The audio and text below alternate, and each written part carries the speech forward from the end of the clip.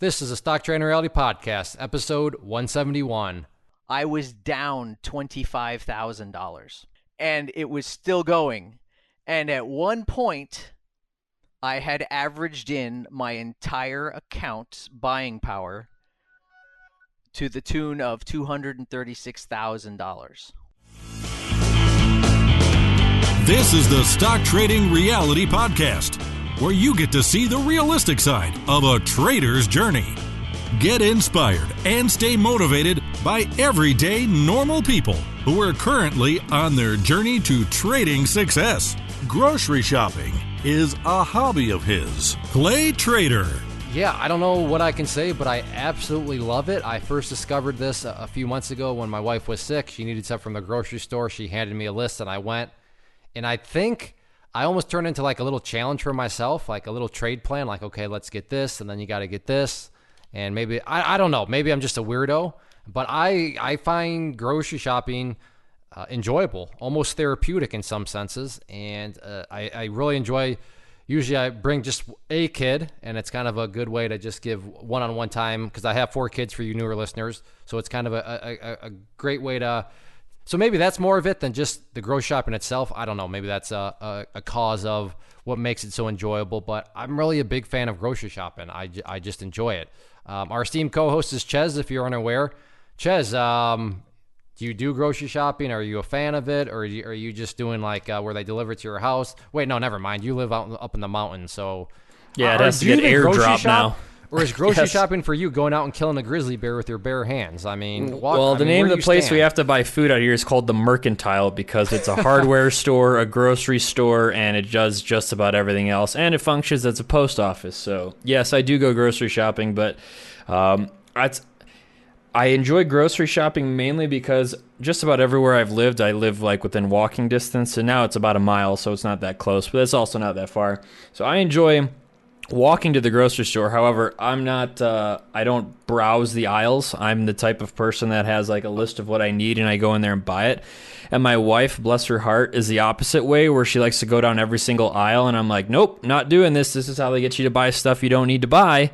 So yeah, that's the only caveat I have. But no, I don't really mind going grocery shopping, because most of the time I'm looking forward to whatever I'm going to make, because I'm buying ingredients that I need. That's true. Yeah, I'm the same way though. I'm not a browser. I'm just, well, I also, because they know what they're doing. Like, the saying, never go to the grocery store when you're hungry is true, because I've gone there a couple of times. Oh, it's so true. And then I may or may not have come back with some Little Debbie snacks. And I've walked out with a Cinnabon. Oh, man. Uh-huh, yep. Yeah. Anyways. I'm hungry. That is a true statement. Never go to the grocery store when you're hungry, because you will come up with so much stuff you don't need. But anyways, maybe I'm assuming, listeners, you saw this from the title. We have Paddy once again, and it is a 2-parter, so this will be part 1. And if you definitely, I would say go back and listen to episodes 24 and 25, I think. I might be lying. Wow, that was a long time ago. Yeah, 25 and 26. And I mean, you'll see Paddy is some people's, favorite guest, and you can see why. The guy is full of energy and passion. And he'll give you his thoughts, and which created a good dynamic as far as I don't want to say we disagreed on things, but we had some good discussions, just kind of different viewpoints amongst the 3 of us that I think is going to be very beneficial. And Paddy has been through a lot once again. He breaks down the one point, actually lots of things.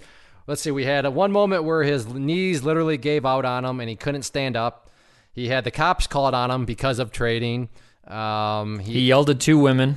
Yeah. I mean, doors do not like Paddy. So, I mean, stick around. It's definitely a great episode. And then part 2, which will be, next week or whenever you ultimately, listen to this. But 2-parter filled with all sorts of good stuff. So, yeah, let's just get to it with Paddy. Paddy, man, what's up? Hey. How you doing? It's been 2 years since the last time we did this. I actually did some research, and you were on episode 25 and 26, and you hold the high honor of the first ever 2-part episode. I mean, I vaguely remember, but Ches and I just kind of, I think we might have been staring at each other because that's actually when we used webcams, and we were just like, I guess we'll just go with it. Ches, that was during webcam time, wasn't it? I think we were literally absolutely. staring at each other. That was my favorite time of the podcast series, was just staring into your beautiful eyes the whole time. I mean, they are very seductive, but yeah. So it's been, and I'm looking at the dates: September 8th of 2015 and September 14th for the webinar of 2015. So I mean.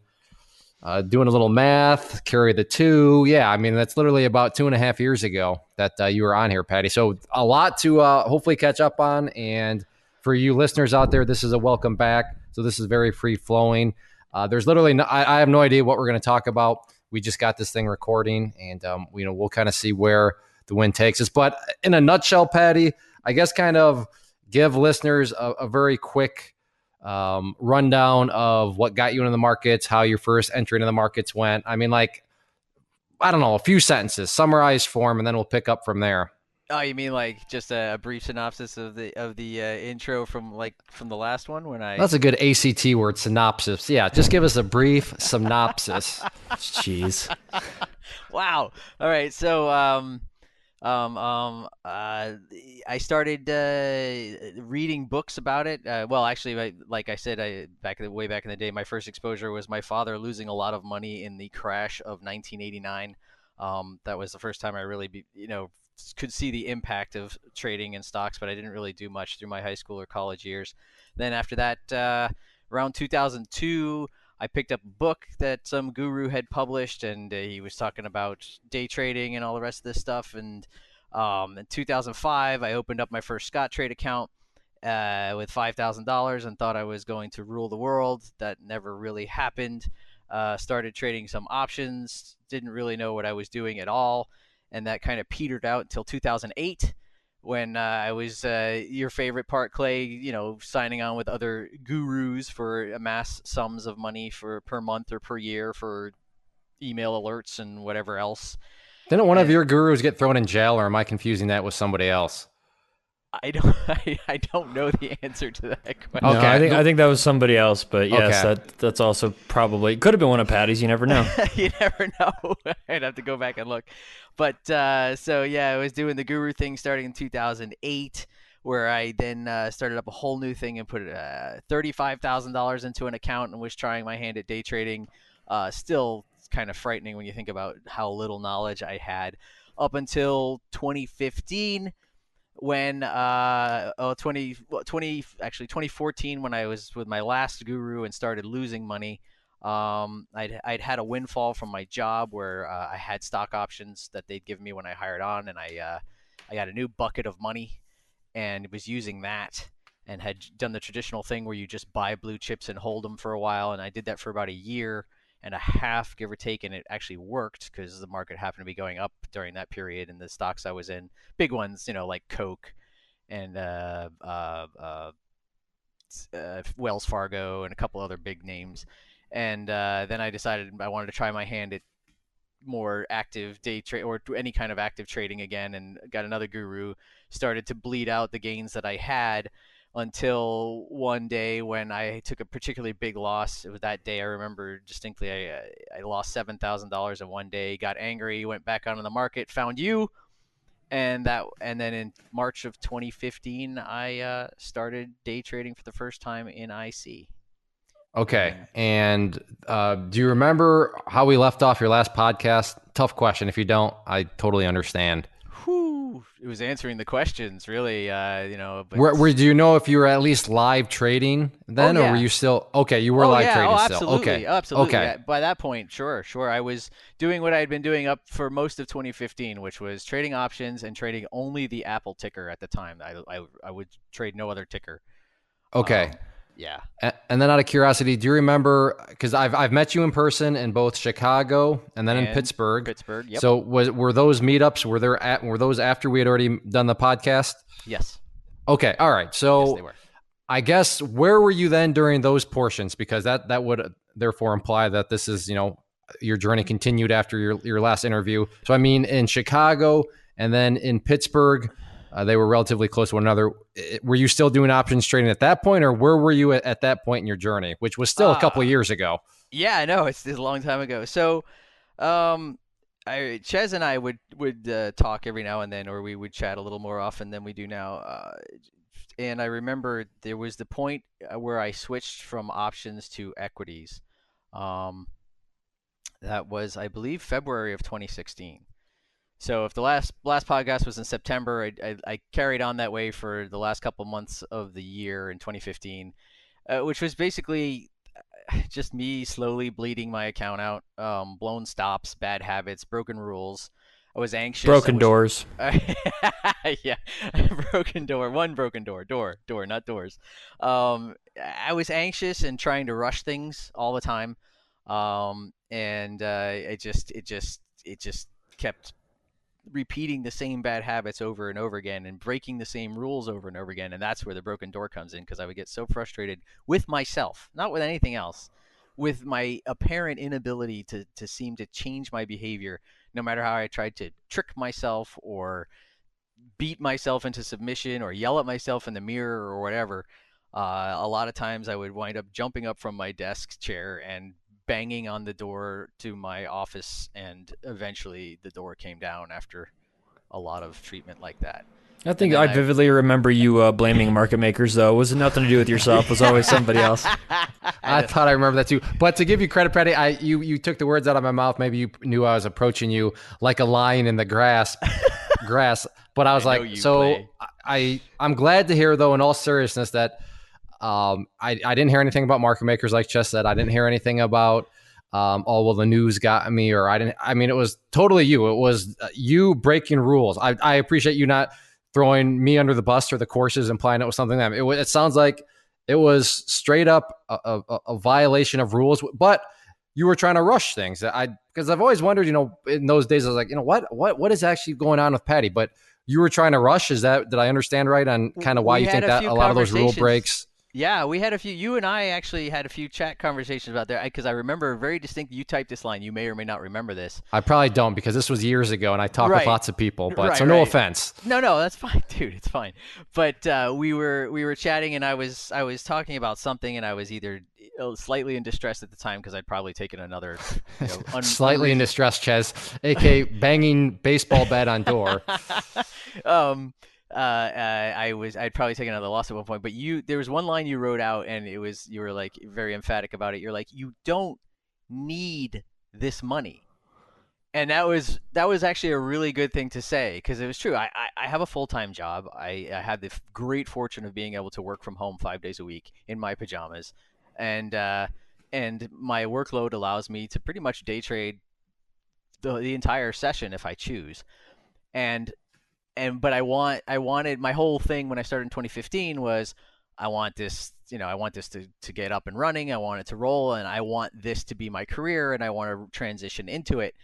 And I just wanted it to happen sooner than later, because I'm always worried that the project that I'm on that allows me to work from home is going to go away, and I'll have to go work at a different client for my job, but it'll make me get on the road, and then I didn't want to lose that.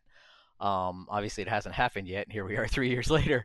But so that was part of the rushing it. It was like, you're trying to rush things with incomplete knowledge. I had knowledge. I mean, I learned more, obviously, from your courses than I learned anywhere else in a very short span of time.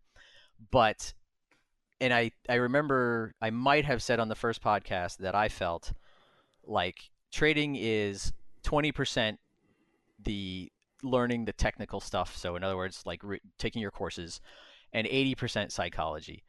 3 years down the road, after the experiences that I've had and the things that I've seen and things that I've done, I would revise that to learning the stuff, reading charts, technical analysis is 2%.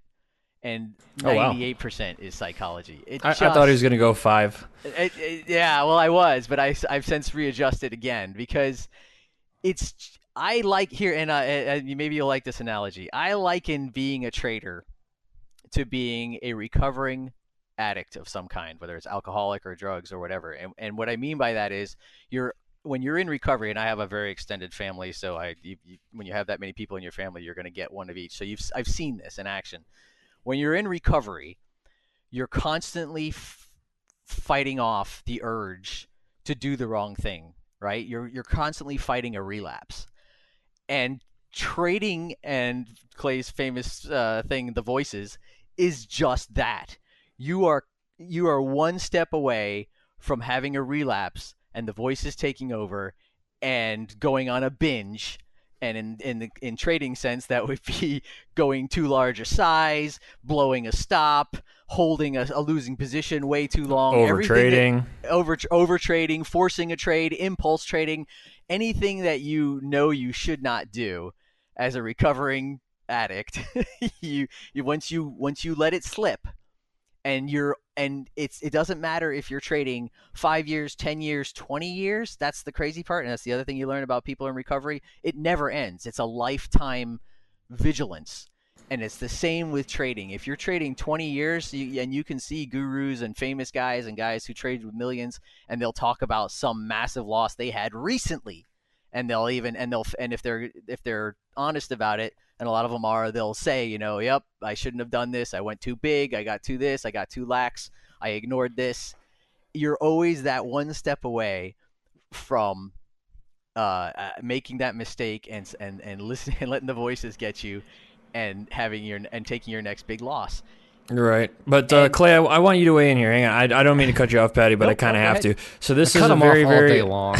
This is a very, very interesting, I'm all about psychology of trading, because just like you, Paddy, I fully agree that it's so much more mental than it is actually kind of learning chart patterns and stuff like that. I'm not saying you shouldn't learn it and you absolutely need to know them, but there's just the mental side is the one that most people struggle with, including myself. But here's the thing, Clay, you brought it up and said it really well.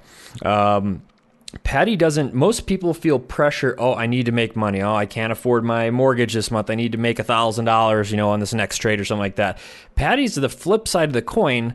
Paddy literally does not need the money. Doesn't need the money. Don't get me wrong. He doesn't want to lose money or set it on fire or anything like that. But he doesn't need the money. He's got a great job, full-time job that he can work from home, has a lot of flexibility. But he has this time constraint that he feels like he thought he had to learn it as fast as possible just in case this went away. But I find it odd. Well, not odd. It's unique because most people are in a different situation. The pressure is because they need money. Paddy doesn't need money. Paddy wanted to learn it and have the ability to make money by a certain time. That pressure kills. And I don't know. Am I wrong here? No, you're absolutely right. Who are you tossing that off to, me or Paddy? I don't want Paddy to flip out on me. I was tossing it off to you, Clay, but Paddy's, Paddy's a guest, I guess. Off, we have to be nice to him, I guess. Sorry. I had it. That's funny you bring that up, Ches, because I was gonna make up that point, but after Denver, background context, we just met in Denver and Ches was there. And while we were there, we recorded a video. And at one point, IT Nate's wife, Stacy, and my wife, Abby, were like sitting on the couch watching us record. And Ches and I were just talking back and forth. And afterwards, she was like, wow, you and Ches, you guys have good chemistry. It's almost like you've talked and done interviews for 100 some. So right there, I was just, there we go, Ches. What I was going to say is I found it fascinating that the source of your anxiousness was the uncertainty of your job, even though, like you said, 3 years later, here you go, you still got the same job, you're still doing the same thing. But it's amazing how the human mind works different for everybody, where I think that you love your job setup so much that it scares you to have not only necessarily a job, but the same setup. So the setup is more important to you than the job itself. Is that a fair statement, Paddy? Correct. That is 100% correct. I can't imagine. I've been working from home now for almost 5 straight years. And the idea of having to get back into a car or get on a plane and commute or go somewhere or travel somewhere to some client or something is just, it for me, because of my personality and the way I am. Some people can't do it from home. They don't like working from home. I love it. And my whole goal was, I'm going to get trading going to the point where if I can find a consistency and a reliable level of average income, and then get that going, and then I would just milk my job until such time as this project ends. It's not the job so much as the project on the job, right? I would still be employed with the same company. It's just the current client that I'm servicing right now I can work from home for, but the next client won't be that way. And you never know when the project's going to end. So my idea was I would have trading and continue to trade and get trading to the point where I could sustain myself off of it. And then certainly not just quit. I would just milk this job while I'm working from home. Why wouldn't I? Bring in that extra income until the day that the project ends.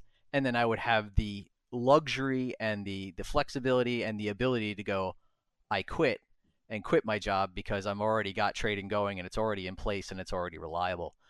And that's still the plan, believe it or not. Just took a lot longer to get ramped up than I anticipated. So let me ask you this then: if that's still the plan, how are the rushing voices? Do you still feel like you're rushing in the sense of or has something changed at your job where you're firm in this with this client, or could this client all of a sudden disappear at any moment?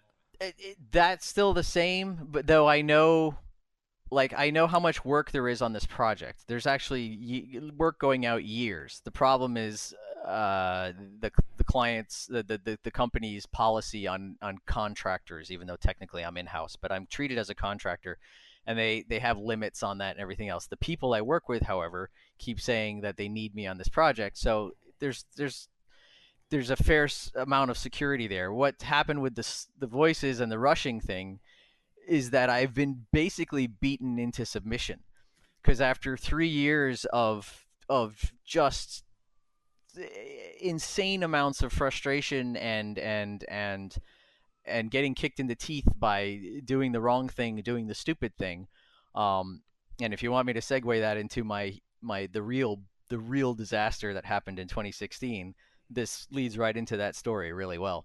Yeah, I mean, that's fine. I think we've covered that. I mean, correct me if I'm wrong, but your interview stopped. You went to Chicago, you went to Pittsburgh, and then from there, you were just, because of this root cause of the setup of your job, not necessarily the job itself, but the setup which you are clinging to because you enjoyed so much. That caused you to, I got to get this stuff figured out. I got to be able to prove to myself I can make money. And because of all that, you were just rushing, as you identified. And now we're going into this next story. Is that a fair summary so far? Sure. Yeah. Perfect. Yep. It was just a the funny, your motto. It was just emotions and the voices and an anxiousness that was driving mistakes. And emotion is that's one of those things where people say, "I was too emotional." Well, that doesn't mean, and I'm not saying this is you, Paddy, because we just identified. But the key thing for traders is you can't blame the emotions. It's not the emotions that got you. And that's not going to fix anything. You have to identify the source of the emotions, because when you identify the source of these emotions, then you can try to fix what's going on that's causing these. But, if you just find yourself, you as listeners, oh, I got too emotional. Okay, yeah, that's great. We all get emotional. I got emotional today as a trader. But when you understand the source of them, that's when you can start to improve upon it. So I would say, Paddy, you've done a great job of identifying the source. It was the rushing. It was the whole job and setup situation. But now it sounds like you're taming them, because these people are telling you, "Hey, man, you're doing a good," or you're doing a good job, right? For them. Oh, yes. You mean the client is happy with you? Yeah. Oh, no, absolutely. Okay, there you go. So there's some more fuel to the fire that you can add, that there's no need to rush because you're doing a good job. There's work for years out and all that sort of good stuff. But right. I kind of went down a rabbit hole there, but and not okay. to nitpick, but there's definitely a big difference between blaming emotions, because that's not going to get you anywhere. You got to blame and figure out the source of the emotions, which you have done. But I think I know what trade you're talking about. So yeah, you were segueing us there. So take us home, Paddy. Let the bloodshed begin. Bloodshed there was. So after 2015, we rolled into 2016, and I had been talking to Ches, and because my portfolio was large enough, my account was large enough, we sort of talked about it, and he suggested, why are you trading options? Your account's big enough to trade equities straight. And because one of the problems I was having, if you remember, was using stops with the Lightspeed platform on options, and that wasn't working very well.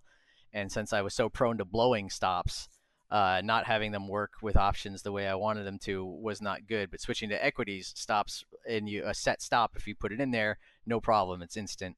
So I was like, all right, cool, let's switch to equities. And like the first couple of days I did it, it was a fantastic thing. I was floating. I'm like, oh my gosh, this is so much better. It just gives me so much more control. Young confidence. Yeah. So But I was still sort of flailing about for my style. I didn't have a trading style. I couldn't really figure out where I wanted to be. I saw a lot of the different styles going on in the IC in the chat room, and I sort of started to mimic Clay and Nate Wilson and Curtis. Remember Curtis? Whatever happened to Curtis? That's a good question.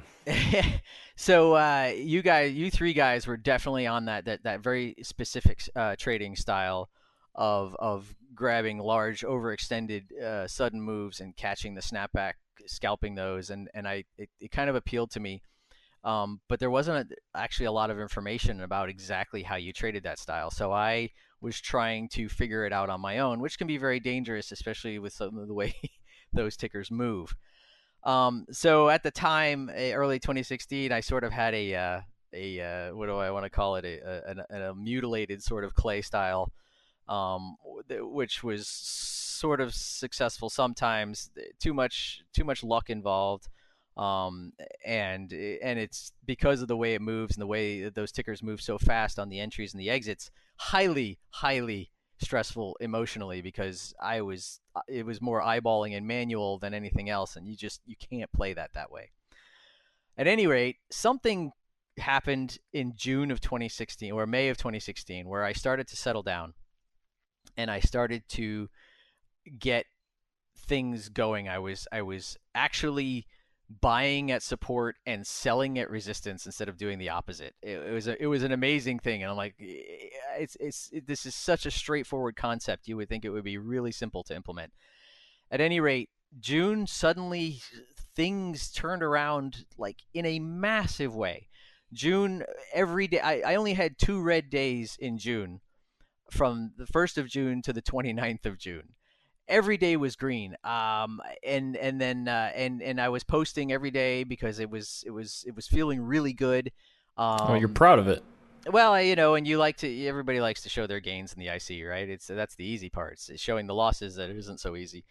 And so June was going, but it was still a sort of I don't want to use the word hybrid, but an anomaly, or a modified version of what Clay was doing, and it was not as good in terms of risk, controlling risk, and not as good in terms of just the whole way it went down. So basically, the end of June, I had, like I said, 2 red days. I was on track for a $6,000 month, which was by far, it was my first green month ever trading, first of all. And it was by far the most amount I had made in a month trading. And that was the situation on June 29th. On June 30th, the last day of the month, I woke up and I said to myself, all right, dude, close out the month green. And double it, $12,000 month. Literally it was all in. I was like, be more conservative, be more risk averse.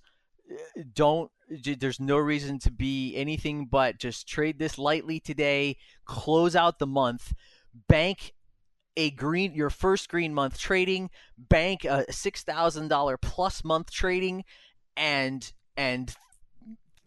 ride that good feeling, that confidence, and it builds confidence, right? When you can accomplish this. I mean, it's just the next day into July, right? But it's still, that month represents so much when you haven't done it yet. I mean, it's June of 2016. I started trading, well, a long time ago, but we'll technically say I started in March of 2015 in the IC. So it had been. I got a quick question for you, Paddy. Yes. Were you focused on a green month, or did you really want a green day? I wanted a green month. I didn't care what the day was. Okay. But as it turns out, the market opens on June 30th, and it's a Friday. Or is it a Friday? It might not have been a Friday. But it opens up, and in the first 30 minutes of the day, I'm up $570. And I'm like, okay, you need to just close this stuff down and shut your platform down. You've done it. Walk away. It's freaking 10 o'clock in the morning. You're up $570. You've got the best. You've done it. You've locked it in, and you've reached a massive milestone in your trading journey. And then thing went bling, and it was in an alert, and I pulled it up, and Clay had alerted TSRO dead cat fade. And I was like, wow, and I was massively full of confidence at that time. So you can just imagine that's an emotion all in itself that can be detrimental to your trading, people. So just be aware. Confidence is good. Overconfidence, bad. And I pulled up the TSRO chart, and I barely looked at it. I mean, I glanced at it and immediately didn't even look at where it was or anything else, and immediately put in a short on TSRO for the dead cat fade. Okay, let me ask this then. Sure. Is that what you had been doing? I'm assuming that's not how you had been doing it up this whole month, right? I mean, I was not aware that you literally didn't look at anything. You just put in a short. Had you been doing that previous and it had been working out, or this was just totally random? This was. I mean, I certainly had shorted plenty of times while I was trading, but no, I was using charts and looking for entries and using either patterns or whatever, overextensions or nuts alerts or whatever. But this was just, I was just like, a dead cat fade. Yeah, and I looked at, I glanced at the chart, and it looked like, it had gone down and it was coming back up, and it looked like a dead cat fade setup was certainly possible. But I didn't really, I mean, you just hopped into the trade. From the way I understood it, you literally didn't do anything other than glance at the chart, but you did much less than what you had previously done the entire month. I just want to make sure that I'm understanding right. Okay. Absolutely. And so, I did it, and almost immediately it went against me. And there was a reason for that. TSRO was about to was it just starting to go on a big earnings beat that was released that morning or the night before. I forget which. Doesn't matter. The catalyst behind TSRO's move was a huge earnings beat, and it started to go against me. It started going up. Now I had I was like, all right, and all the usual. This is the relapse point, right? All the usual things that I did when I was in this kind of situation, when I got stubborn and I didn't like it. So I'm starting to take red. I'm like, oh, no, I'm up 570. I'm not taking any red here. And I had a stop somewhere, and I was just like, yeah, okay, whatever. And I added to the trade, so I shorted more. And then it kept going up. And I'm like, oh, well, all right, well, I'll use my 570 as a buffer. And so I've got that kind of buffer space as the trade goes against me. It's all right. I'm still green. Doesn't matter, blah, blah, blah. And at some point, TSRO started accelerating upwards, and that $570 was gone very quickly. And I picked some point, whether it was a whole number or half number granny or whatever, and I added more.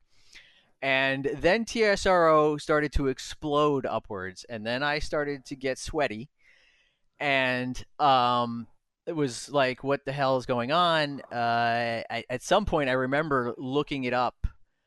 Just pulling up the ticker on a site somewhere just to see for news, and sure enough, there it says the huge earnings beat, and I'm like, oh crap, this is really bad place to be. And I don't remember all the details at that point because things happened very fast. What I can tell you is this: after at one point within minutes, I was down $25,000.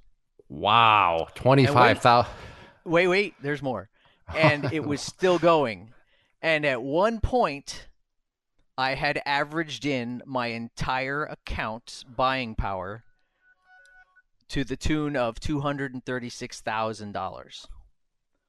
I had 3,000 shares of TSRO short, riding a rocket. In the opposite direction. And there's something very interesting, because I learned something very just a life part of that life experience that almost has nothing to do with it.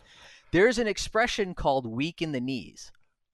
What I didn't understand is that expression is actually based in a real thing, because I actually fell on the floor and could not get up, and I was shaking so hard I couldn't get my hand back up on the desk. And it's like, you talk about having your hair on fire. Did you throw up? I did not. I'm surprised I didn't actually. Yeah. Were you queasy at least? Oh, yeah. Well, you can imagine. I can't even begin to describe the feeling. Like I said, I was too weak to actually stand. I couldn't get my legs under me, because I was shaking so hard, and I literally could not stand up. And I'm like, what's going on? I need to get up. I need to get to the desk. Um, it and then I was just sort of this. It sounds like you were in mild shock. I'm not a medical no, it was professional. more than mild. Okay, it was so sort of, it was kind of medium.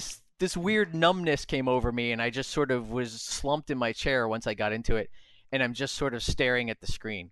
Now, eventually, when it got to that point, it did, after it shot up some, it came back, and it started to recover some of the, at this point, you take anything, but it was recovering literally thousands at a time because it was moving so fast, and I had so many shares. Well, yeah, a dollar move on 3,000 shares is $3,000. And I remember, well, I don't remember exactly, but I know TSRO, just as a stock in general, when it gets going, I mean, it can move 50 cents to a dollar pretty quickly. So, I mean, your account must have literally been fluctuating by $3,000 at a time.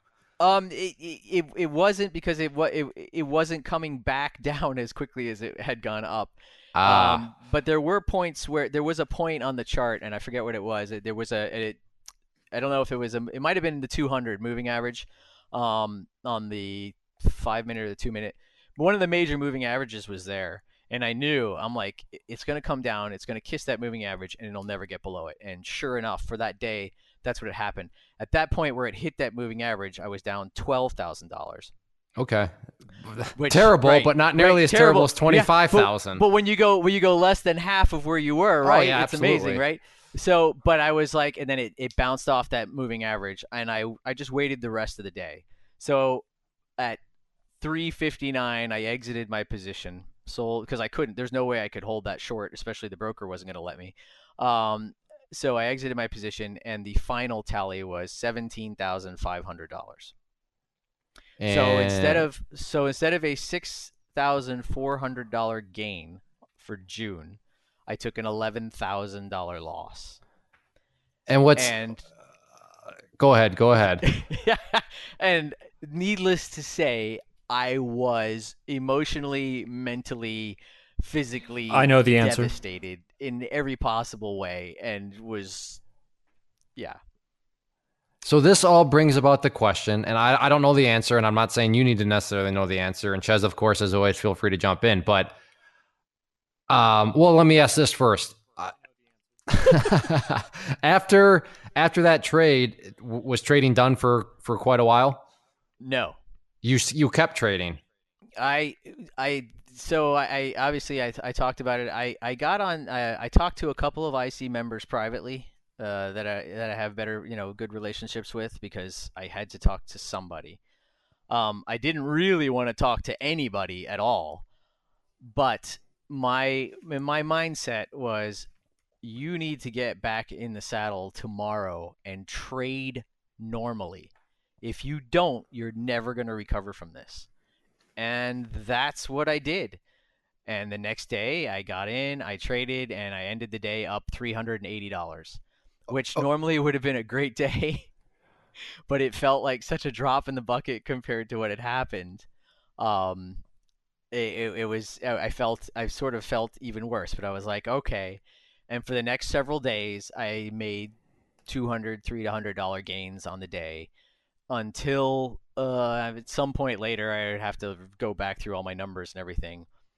And as amazing and impossible as it sounds, I took another big loss where I had a day where I had like a $2,000 loss. Okay, and so I'm just like, you've got to be, the conversation you have with yourself is, you've got to be kidding me. Imagine expletives in this conversation going, how is it that you haven't effing learned a thing? So here's what I'm just throwing out there, and I'm curious.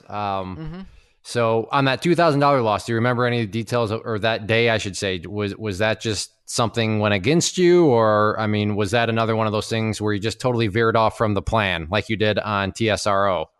Every one of those losses is veering up from the plan, and there were not necessarily. Too. Not necessarily. I mean, I don't veer off from the plan, and I still take losses. I mean, no strategy is perfect.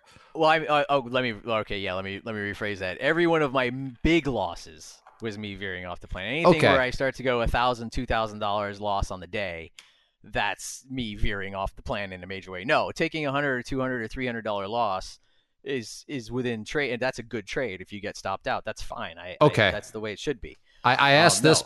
I asked this because I know you were, well, it's your own self-admission, a hybrid, and I might be wrong because I don't, but it sounds like your hybrid strategy was working. I mean, you were literally putting together a great June, and then to your own self-admission, it was you that jacked that up. It wasn't the strategy. I mean, when you just, I mean, you gave us your account and you admitted that you did not go about your normal strategy protocol, so that led to the $11,000 loss.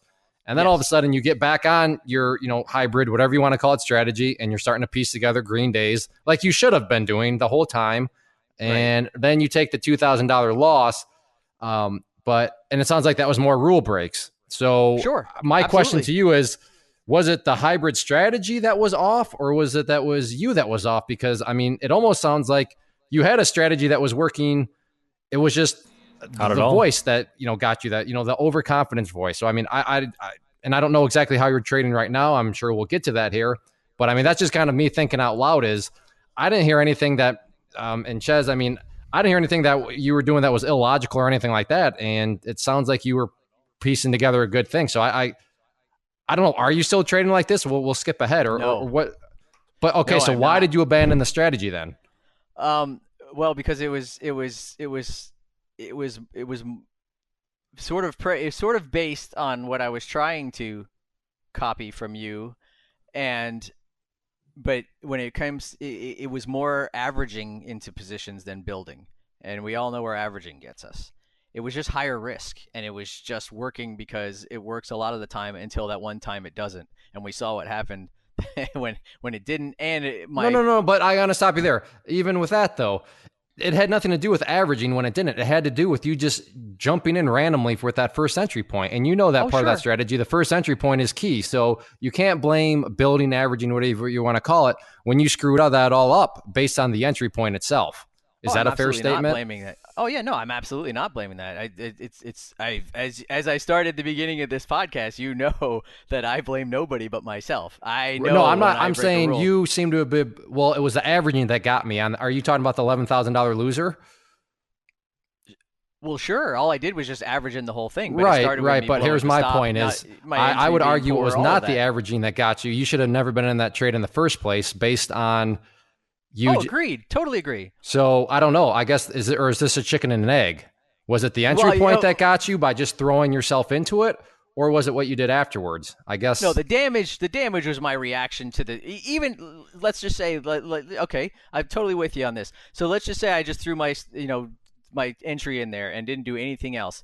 Even with that, there were 1,000 different points where I could have applied good trading, good risk management, good trading rules, and gotten myself out, and almost taken hardly any damage from it. But I didn't. I made it worse, and I poured, and then I made it even worse than that. Absolutely, it's me breaking. I do not deny at all. It's me breaking rules and my actions after that fact, especially when I was experienced enough at that time to recognize the situation I was in, and I still did the opposite of what I was supposed to do. No, this is good stuff, because I a couple months ago I did a video where I lost $5,000 in 2 trades, and one of my trades was exactly what Paddy essentially did was I screwed up one part of the whole trade plan, which was the entry, but then I applied the strategy as if I didn't screw up that one part of the strategy. And that, of course, blew everything up in my face, which really just goes to show why trading isn't necessarily easy, because there's, I mean, you can't do like, I partially did all my rules right. Well, no. If your rules actually make sense within a structure, if you screw up one, it's going to kind of have like a domino effect on other things. So basically what you did, Paddy, it sounds like, is you broke that first rule by just hopping in when you shouldn't have. And then you started to apply your strategy, which had worked in other places in terms of averaging. And then, of course, it blew up in your face. I agree. If you had not averaged, that would have been better. But you had been averaging in all your other trades, and it had worked just fine. But in all those other trades, I would argue, you probably had a much more logical first entry point, which therefore made the averaging work for you because you actually followed that first rule. So, I mean, I'm just as guilty as this. I'm not sitting here claiming I got it all figured out all the time. I mean, that's exactly what I did. But my point here is it that absolutely is. Chez, I want to bring you in here. Isn't it fascinating how It's just the fact market that is so efficient where even if you break one rule and say, all right, well, I broke that one rule, but I'm going to follow all my other rules perfectly. I personally get just shot after that, so sorry, I'm like, you already screwed yourself. I mean, the market is an unplug for the efficient day place, and kind of move Chez? along. But yeah, it's amazing how it works. And it is definitely efficient.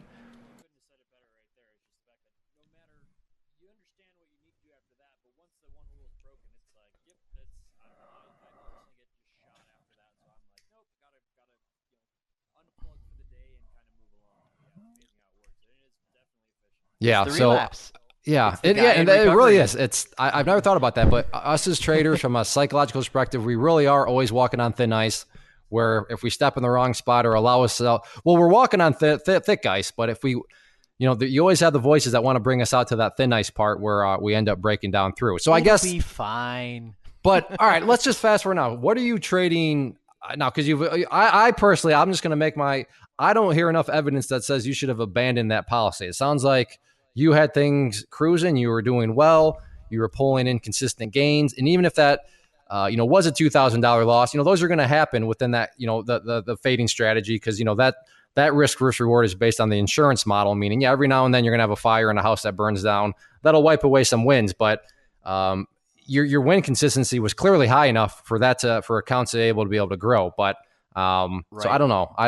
There's several factors. One, I never got back to the same mindset and confidence that I had once that happened. I was so gun shy. I was terrified. I was hesitant. And that just makes more problem. I want to state right now for in terms of rules, my biggest problem in rule breaking is blowing stop losses, which is it's arguably. I mean, I guess breaking any rule is bad. To me, it's ironic because it's like the worst rule you can break because the whole point of the stop loss is in the freaking name. It's to stop your losses, and you blow a stop loss. What do? You're exacerbating the loss. And anytime you actually recover from a blown stop loss, at that point is usually pure luck because you're not applying sound trading strategies at that point. So, but what happened after that was things trailed off. The rest of the year was bad. I bled off more of my account, and there wasn't a lot of my account left to bleed off until February of 2017, where I traded my last loss that put me below the 25,000 pattern day trader minimum, and I couldn't day trade anymore. So at that point, I started paper trading, and I paper traded for 6 months until roughly August of 2017. And then I stepped away from trading altogether. I just stopped. I was like, I need a break. I need to put this away. I closed my broker, closed my charts, and didn't look at them for the rest of the year. Because paper trading was going so bad, or what? You know what? Paper trading, it was good because I could make these dumb mistakes and not really get burned for it as badly. But I was still as frustrated with myself when I made the mistakes, and it just, after a while, trying so hard for whatever reason that I still can't explain, obviously, because it's my own head, not being able to correct my behavior, not being able to eradicate those mistakes, or at least reduce them to a much more acceptable level. It was just wearing on me. You're just the frustration. At that point, I had this mindset of I am anxious to get this going for over 2 years or 2 whole years at that point. And I'm like, I needed to break. I needed to break. I just needed to leave it alone. I went through the entire CTU course set again. Like just every single course, every single segment, recording, whatever. I was like, let me start from zero. I went right back to robotic trading. I did the whole thing over. And I did the paper trading for 6 months, and it just, even on the paper trading, progress was there, but it was anemic. It was poor. And I just needed a break. I figured maybe I'll come back to this. I'll just let it lie for a while. And that's what happened. So fast forward from August of last year until March of this year, where I just sort of picked it back up, and I'm like, okay, I always had the intention of coming back. That was never in question. I knew I was taking a break, but I had not given up. I didn't have any reason to give up, really. I'm not in a situation. I told you in the first podcast, my personal finances and my trading money are completely separated. The one rule the golden rule that I have absolutely not broken is, crossing that line where I start to siphon off my savings, or for siphon sure, off something from my checking account, or trade my rent. Definitely, but I want to ask you a question though. So, how long was the break you said you took, or you just literally stepped away fully and completely? To do that kind of damage. So, thank goodness for that, right? that there's some mental fortitude and there. And then you came back when?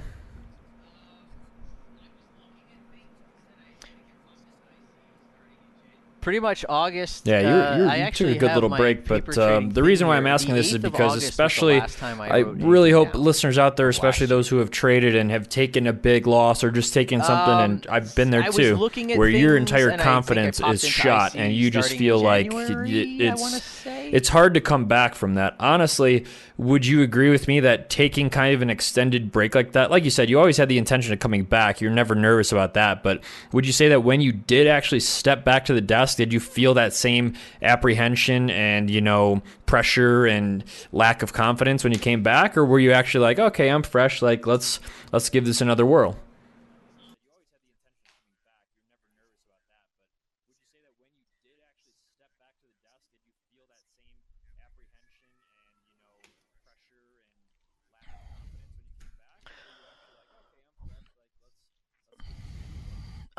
I was calmer. I was definitely calmer. I had taken enough of a beating where I was like, look, if you're going to attempt this again, you just can't let the rushing voices, because those are my biggest problems in the beginning, was the rush, right? I need to do this quickly. I need to make this happen. It's not happening fast enough, and then making stupid mistakes because of that. So I was definitely calmer. I definitely approached it with you just got to trade. I had talked to myself, the way to make things easier is to simplify it. And I would hit on these mottos of how I would approach trading, and it broke down when I started in the beginning of this year. I just said, look, dude, do two things: buy at support and sell at resistance. And I was like, that's it. Don't think or do or look at anything else. Buy at support and sell at resistance. And so I began to watch tickers, and started finally, because one of the problems I also had, and Clay will roll his eyes and his eyes will roll out of the room, is that I wasn't still limiting in most of the time. Most of mine were impulsive manual entries. And so you can just imagine what a poor setup that right from the start that is. Not to mention you're removing liquidity, which means the fees are adding up that much quicker against you. Right. Absolutely. I was never adding liquidity, and you saw that turnaround too. You can tell, when things started to change, and I finally started to, get my head straight. And so I was just going about this thing, just buy at support and sell at resistance. And the reason I was hammering that so much was because with manual entry, you're basically doing the opposite. Because when that candle shoots down, that's because you're on watch. Somebody's got to watch you at all times. No locking the doors. Short it, you've sold the bottom of that freaking candle, and it snaps right back up on you. And it's like, this, and correct. And then I get up and I start banging on my door. By the way, there is no more door because I couldn't repair it anymore. But it's just a sheet now. It's just a hanging sheet. Is it that, or are you trading from a padded room right now? No. So, but and it got to that. So, speaking of the door, I should probably tell you the story of why the police got called to my house. And we're going to wrap things up here. If you want to come back, just we'll see you in episode 172, and we will pick back up with Paddy. So yeah, if you enjoyed it, which I hopefully you did, next week it'll be right at your fingertips. But before you go, a few final things here. If you enjoyed this and you plan on and want to listen to episode 172, then definitely subscribe, especially if you're listening to this on iTunes. And if you could leave us a rating, that would be very, very helpful. If you're listening to this at claytrader.com on the show notes page, leave us any comments. We will read those and reply to them. And finally, if you are listening on the YouTube channel, make sure to check out the channel as a whole. There's lots of other stuff besides these interviews. There's live trade videos of me. There's a vlog series. There's just a good variety of stuff. So check that out, and hopefully you decide to ultimately subscribe to the channel. So thank you again for listening, and yeah, we will see you back for episode 172 so we can continue on with this action-packed journey with Paddy.